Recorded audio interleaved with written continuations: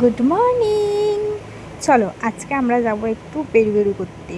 সকাল সকাল বেরিয়ে পড়েছি, আর কোথায় যাচ্ছি তোমরা পুরো ভিডিওটা দেখলে বুঝতে পারবে। আমি সকালবেলায় আমার বাড়ির থেকে বেরিয়েছিলাম, কাটোয়া থেকে। তো আমার বান্ধবীরাও ওদিক থেকে বেরিয়েছিল। তো এই প্ল্যানিংটা আমাদের অনেক আগে থেকেই হচ্ছিল, বাট ফ্লপ হয়ে যাচ্ছিল যে আমরা যাব কোথায় না বেলুড় মঠ।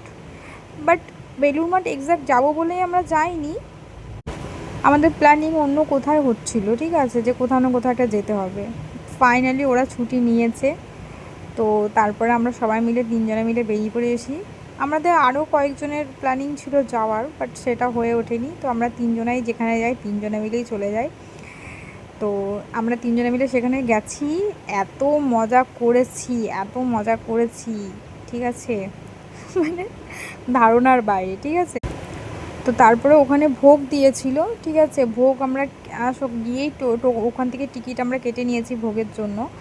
তো ভোগ খেয়ে আমরা বেরিয়েছি ওখানে একটার আগেই বেরিয়েছি, 5-10 মিনিট আগে।